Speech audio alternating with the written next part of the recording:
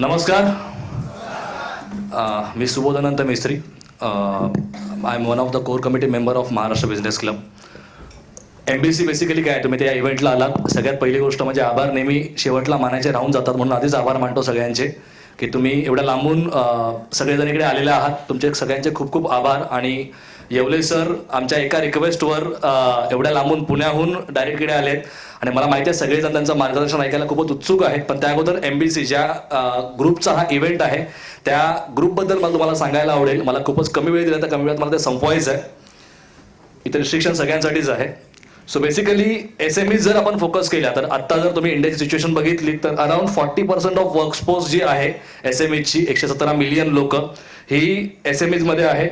51 million SMEs contribute करतात. 40% manufacturing आणि 43% export. Second largest SMEs in the world ही इंडियामध्ये आहे, ज्याच्या अगोदरचा चायनाचा नंबर लागतो. आणि contributing 30% of GDP in India. Okay, so तो SMEsचं बरंच कॉन्ट्रीब्युशन आहे आणि त्या SMEs मध्ये तुम्ही सगळे मोडता आणि आपण सगळीकडे आलोय तर आपण त्याचाच एक भाग आहोत. We are contributing to India's growth basically. So challenges काय काय फेस केले जातात SMEsने. तो सगळ्यात पहिला इश्यू असतो तो डेलिगेशनचा असतो. म्हणजे सकाळी शटर उघडण्यापासून ते संध्याकाळी बंद करेपर्यंत मालक एकटाच काम करत असतो, बाकी त्यावर कोणीच नसतं. फिनान्स मॅनेज करणं पण जबाबदारी त्याच्यावरच असते. लिगल इश्यूज काय आले ते पण हँडल करण्याची जबाबदारी त्याच्यावरच असते. विजन त्याला ठरवायचं असतं, जे फक्त त्याच्याकडेच असतं, जे त्याच्या स्टाफकडे कधीच नसतं. टेक्निकल इश्यूज काय आले ते पण त्याच व्यक्तीला बघायचे असतात. स्टाफ रिटेन्शन सगळ्यात मोठा प्रॉब्लेम सगळ्यांचाच आहे. दुखणं ऍक्च्युली ही दुखती नस म्हणतो आपण त्याला, की स्टाफ जो आपण घेतो तो 1 वर्ष शिकून आपल्याला सोडून निघून जातो. तर हा एक त्रास सगळ्यांना मेजरली असतो. आणि सगळ्यात मोठा जो इश्यू असतो तो असतो मार्केटिंगचा. म्हणजे मार्केटिंग आणि आपलं प्रोडक्ट लोकांपर्यंत कसं पोहोचवायचं हे बऱ्याच उद्योजकांना कळत नाही. आणि हे सगळे चॅलेंजेस ज्या तुमच्या समोर येतात त्या तुमच्या समोर एक प्रॉब्लेम जो आतापर्यंत आपण फेस केलेला आहे, दॅट इज 90% SMEs पहिल्या 5 वर्षामध्ये बंद होतात. हा आतापर्यंतचा रेशिओ आहे. आणि याच्यावरच या सगळ्या अनुषंगाने महाराष्ट्र बिझनेस क्लब कायम काम करत असतं. आता महाराष्ट्र बिझनेस क्लब म्हणजे काय, तुम्हाला थोडक्यात एका स्टोरीमधून मी सांगतो. जनरली देवांची स्टोरी मी नेहमी सांगतो, आज थोडी वेगळी स्टोरी सांगतो. की एका गावामध्ये एक मुलगा आणि त्याची आई राहत होते. मुलगा एकुलता एक. आणि एकदा अचानक तो मुलगा गायब झाला आणि आईने खूप शोधाशोध केली, गाववाल्यांना सांगितलं, गावकऱ्यांनी पण खूप शोधाशोध केली, पण त्यांना तो मुलगा सापडला नाही. तो कुठेतरी दूर निघून गेला होता असं त्यांच्या सगळ्यांचं म्हणणं होतं. आणि आई नेहमी टेन्शनमध्ये असायची. आणि आईचा नेहमीचा जेवणाचा काय जेवण म्हणण्याचा टायमिंग होता तो संध्याकाळी 6चा होता. ती 6ला भाकरी वाजायला बसायची. आणि जेव्हा ती एकदा अशी भाकरी वाजायला बसली होती, तिच्या मनामध्ये विचार मुलाचेच होते. आणि तिच्या खिडकीजवळ एक वेडा आला. आणि वेडा तिला बघून समजलं की हा वेडा आहे. आणि असं पण समजलं की हा भुकेला आहे, त्याला भूक लागलेला काहीतरी पाहिजे. तर त्या आईने सगळ्यात पहिली गोष्ट जी केली तिने ती भाकरी जी भाजली होती गरम गरम ती त्या वेड्याच्या हातामध्ये दिली आणि तो वेडा निघून गेला. आता हे एकदा व्हायला पाहिजे होतं, पण आता ही रिपीट प्रोसेस झाली. रोज संध्याकाळी वेडा तो 6 वाजता यायचा, तिच्या हातातून ती भाकरी घ्यायचा आणि निघून जायचा. मुलाचा अजून काय पत्ता लागत नव्हता. शेवटी आई कंटाळली होती आणि एकदा तिने विचार केल्यावर मी काय म्हणून या वेड्याला रोज रोज पोसायचं. मग त्या म्हणजे चलो एका दिवस केलं तर ठीक आहे, रोज रोज मी याला भाकरी का देऊ. मी एक काम करते, मी याच्या भाकरीमध्ये एकदा विष टाकते, मरून जाईल, डोक्याला ताप राहणार नाही. आता आईने हा विचार केला, पण दुसऱ्या बाजूला लगेच तिच्यातली एक चांगली बाई जागी झाली आणि तिने विचार केला की यार म्हणजे मी तिला का मारायचं, मी असं काय त्याचं नुकसान मी काय करायचं. तो माझ्याकडून काय खूप मोठं काय घेऊन जात नाही, फक्त एक भाकरीच घेऊन जातोय, तर मी हे असं नाही केलं पाहिजे. आणि ती परत त्या भाकरी तिला कंटिन्यू करायला लागली. आणि एक दिवस तिचा मुलगा जो होता तो मुलगा परत गावामध्ये आला. त्याचा अवतार एकदम विचित्र झाला होता, दाढी वाढलेली वगैरे, म्हणजे बरेच दिवस अंघोळ नसेल वगैरे असा त्याचा अवतार झाला होता.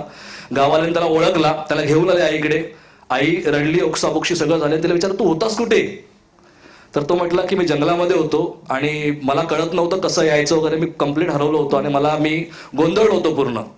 मग तू इतके दिवस जगला कसा. तर तो म्हणाला की एक वेडा होता जो रोज रात्री एक भाकरी घेऊन यायचा, अर्धी तो खायचा, अर्धी मला खायला द्यायचा.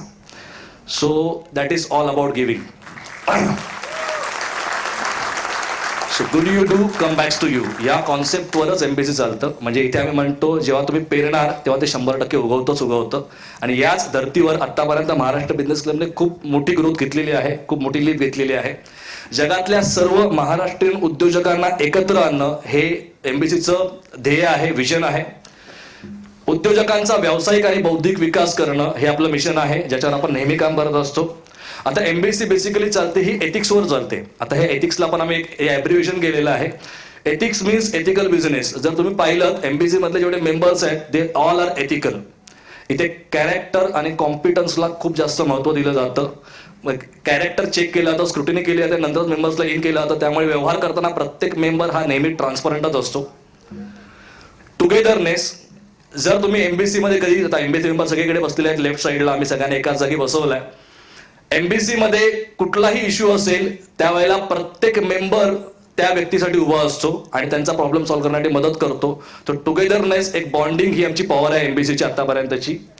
होमलीनेस. असं म्हटलं जातं की कॉर्पोरेटमध्ये आल्यानंतर जनरली फक्त बिझनेस बद्दल बोललं गेलं पाहिजे, पण एमबीसी मध्ये बाय गेस ऑफ गॉड आतापर्यंत तसं कल्चर नाहीये.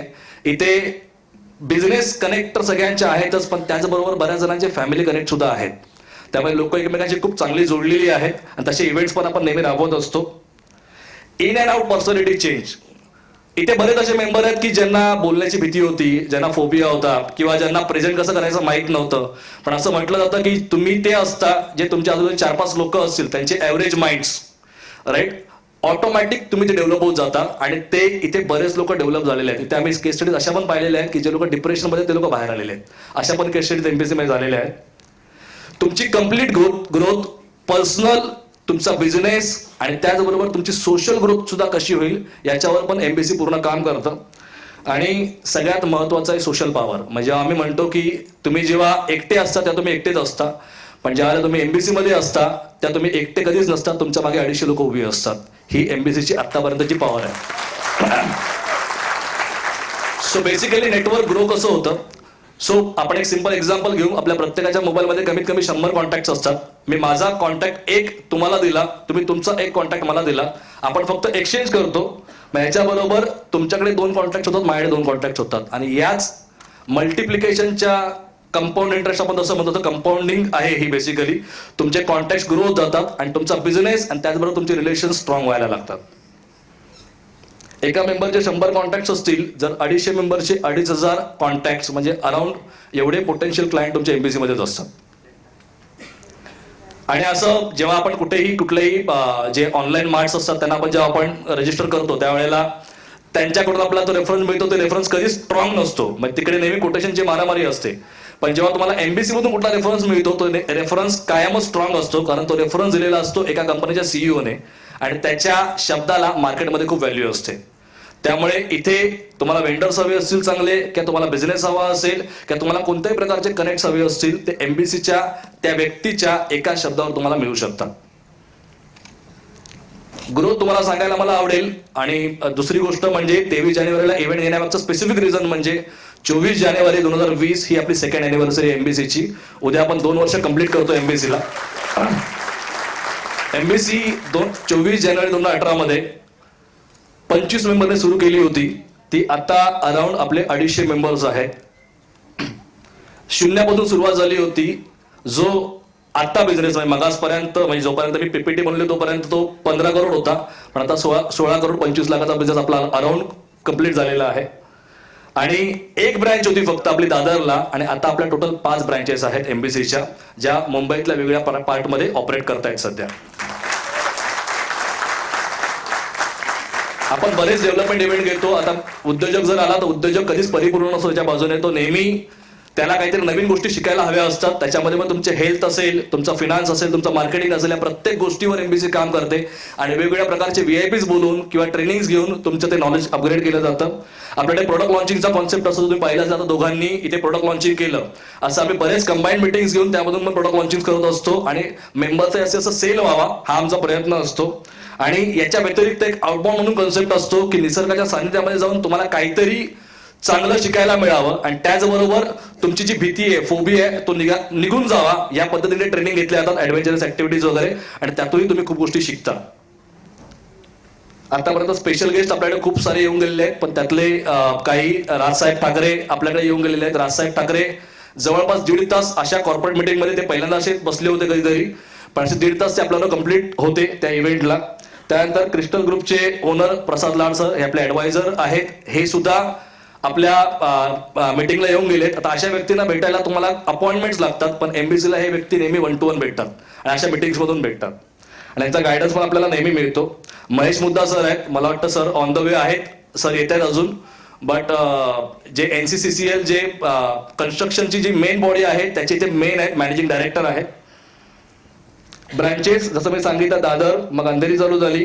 मागच्या वर्षी ज्या उद्योग गर्जना आम्ही केला होता त्यावेळेला आपल्या 2 ब्रँचेस होत्या आणि या पूर्ण वर्षभरामध्ये ठाणे, वाशी आणि बोरिवली ब्रँच आपली चालू झालेली आहे या पूर्ण वर्षभरामध्ये. आणि त्या पुढे या मल्टिप्लिकेशनमध्ये ब्रँचेस वाढतच जातील एमबीसीच्या. महाराष्ट्रातल्या प्रत्येक सिटीमध्ये एमबीसीची ब्रँच असावी हे आपलं विजन आहे. आपल्या सगळ्या कोर कमिटीचं, आपल्या पूर्ण लिडरशिप टीमचं हे विजन आहे. आपल्याला ते करायचं आहे. उद्योग गर्जना हा इव्हेंट तुम्ही पाहताय की यामधून सुद्धा मोठमोठे जे VIPs आहेत त्यांचं मार्गदर्शन लोकांपर्यंत पोहोचवलं गेलं पाहिजे. या अनुषंगाने हा इव्हेंट केला जातो आणि महाराष्ट्रातून उद्योजक इकडे येतात, त्यांच्याबरोबर तुमचं नेटवर्किंग व्हावं हा त्याचा मागचा एक थॉट प्रोसेस असतो. आपल्या मीटिंगचा फॉर्मॅट आहे 7:30 सकाळी. आता जनरली आम्ही म्हणतो की जेव्हा आम्ही कुठलाही गेस्ट कॉल करतो तर गेस्ट मीटिंगला यायला तयार होतो, पण त्याला सकाळी 7:30 आम्ही म्हटलं की त्याचं डोकं दुखायला लागतं सकाळी 6 वाजता आणि तो SMS टाकतो की यार माझा डोकं दुखतो, मी या मीटिंगला येत नाही. राईट, कारण 7:30 जनरली लोक उठतच नाही. पण आपली मीटिंग सकाळी 7:30 शार्प चालू होते आणि 10 शार्प संपते. याला आम्ही 0 युटिलिटी अवर्स म्हणतो, कारण ज्या वेळेत लोक झोपलेली असतात त्यावेळेला आम्ही उद्योजक नेटवर्किंग करत असतो, बिझनेस करत असतो. हा याचा मागचा थॉट प्रोसेस आहे. सगळ्यांना वेलकम केलं जातं. त्यानंतर एक नॉलेज शेअरिंगचा थोडासा तुम्हाला मगाशी सांगितलं मी की नॉलेज ग्रोथ आणि बिझनेस ग्रोथ हा आपला मिशन आहे, तर त्या अनुषंगाने ते केलं जातं. आता कुठलाही बिझनेस प्रमोट करण्यासाठी ज्या तुम्हाला विचारलं जातं समज तुम्ही सर काय करता, त्यात आपण जनरली म्हणतो की मी सॉफ्टवेअर डेव्हलपमेंटमध्ये आहे किंवा मी डॉक्टर आहे असं आपण जनरली म्हणतो. पण एखाद्या नेटवर्किंग इव्हेंटमध्ये तुमची गोष्ट किंवा तुमचा बिझनेस लोकांच्या लक्षात कसा राहील यासाठी एक कॉन्सेप्ट असतो which is called as elevator speech, जे US UK मध्ये याचे वेगळे क्लासेस चालतात. हे तुम्ही MBC मध्ये बाय डिफॉल्टच शिकता. म्हणजे तुम्हाला 30 सेकंद दिले तर 30 सेकंदामध्ये बिझनेस कसा सांगायचा, 1 मिनिट दिला तर 1 मिनिटामध्ये बिझनेस कसा सांगायचा. याच्या मागचा कॉन्सेप्ट असा असतो की तुम्ही एखाद्या लिफ्टमध्ये एखाद्या CEO बरोबर असाल आणि CEOने तुम्हाला विचारलं, तर एक्झाम्पल आपण घेऊ, येवले सर आहेत, येवले सरने तुम्हाला विचारलं की तुम्ही काय करता, तर एका वाक्यात उत्तर देऊन येवले सरांना संबंध तुमचा बिझनेस एक्झॅक्टली काय आहे. तुम्ही जर डिटेलमध्ये सांगितलं की तुमचे क्लायंट्स कोण आहेत, तुमचे USP काय आहेत, तुमच्या आतापर्यंतच्या सक्सेस स्टोरीज काय आहेत, तर त्यांना कळेल. ते पण शॉर्ट टाइममध्ये, म्हणजे लिफ्ट टॉप फ्लोअरला पोहोचेपर्यंत तुम्हाला ते सांगता आलं पाहिजे. दॅट इज अ स्किल जे तुम्ही इकडे शिकता MBC मध्ये. प्रेझेंटेशन सगळे शिकतो आपण. PPTs तुम्हाला स्वतःला बनवायचे असतात आणि दॅट टू या लोकांसमोर तुम्हाला प्रेझेंट म्हणून करून दाखवायचे असतात. कॉन्टॅक्ट शेअरिंग असतं तुमच्या बिझनेस ग्रोथसाठी. VIP स्पीच असतं, म्हणजे जे VIPs आपण वेगवेगळ्या सेक्टरमधून कॉल करतो आणि त्यांचं मार्गदर्शन आपल्याला प्रत्यक्ष तिकडे मिळतं मीटिंग्समधून. रिवॉर्ड्स, गिफ्ट्स आपले एक कम्प्लीट हा फॉर्मॅट असतो. आता बेनिफिट्स काय, एक तर तुमचं नॉलेज ग्रोथ करणं हा सगळ्यात पहिला इम्पॉर्टंट पार्ट आहे. बऱ्याच लोकांना MBC मध्ये आल्यावर कळतं की असे पण बिझनेसेस आहेत, हे मला आतापर्यंत माहितीच नव्हतं. असे नवीन नवीन कोरे करकरीत बिझनेस पण MBC मध्ये आहेत आतापर्यंत. तुमच्या बिहेवियरल स्किल बदलतात. आता ब्लेझर घातल्यानंतर ऑटोमॅटिक त्यातून एक कॉन्फिडन्स येतो, टाय घातल्यानंतर तर जास्त येतो. तर ते असताना आपले एटिकेट्स काय असतात, आपण कसं वागलं पाहिजे हे पण तुम्हाला ऑटोमॅटिक कळतं इकडे. जनरली 1-to-1 क्लोजिंग मध्ये बरेच लोक हार्ड असतात, म्हणजे असे समोर बसले की समोरच्याला लगेच क्लोज करणार. पण जेव्हा पब्लिक समोर उभे राहतात, जसं आता मी उभं आहे, हातपाय थरथरायला लागतात ऑटोमॅटिकली. त्याच्या मागचं कारण असतं पब्लिक स्पीकिंगचा फोबिया असतो, तो तुमचा इकडे ऑटोमॅटिक निघून जातो पब्लिकमध्ये बोलून बोलून. हे एक्झाम्पल मी नेहमी देतो. सिंह एका जंगलामध्ये एका एरियामध्ये एकच सिंह असतो आणि आपलं MBC असं आहे ना की सगळे सिंह आहेत, सगळे बॉस आहेत. आपण आपल्या एम्प्लॉईजला किंवा स्टाफला मॅनेज करू शकतो, बॉसेसला मॅनेज करणं इज डिफिकल्ट. राईट, ही स्किल तुमच्याकडे ऑटोमॅटिक इकडे येते MBC मध्ये आल्यानंतर की उद्योजकांशी आपण कसं वागलं पाहिजे, त्यांच्याबरोबर टीमने काम कसं केलं पाहिजे. आता तुम्ही उद्योग गर्जना इव्हेंट बघत असाल, उद्योग गर्जना इव्हेंट आपण करतोय. या इव्हेंटमध्ये आम्ही कुठलीच इव्हेंट मॅनेजमेंट कमिटी हायर केलेली नाहीये, कम्प्लिटली मेंबर्सने टीमवर्कने पूर्ण काम केलेलं आहे. आणि दॅट टू इथे कुणीच एम्प्लॉई नाहीये, सगळे ओनर्स आहेत त्यांच्या कंपनीचे. आणि हे पण एक आम्ही छाती टोकून जसं म्हणतो आपण, तसं आम्ही म्हणतो की शाळेतले मित्र नेहमी शाळेपर्यंतच असतात, ते सगळे आता जॉब करतायत. कॉलेजचे मित्र कॉलेजपर्यंत, ते पण सगळे आता जॉब करतायत. मग जेव्हा मी बिझनेसमध्ये अडकेन तर मी कोणाला विचारायचं.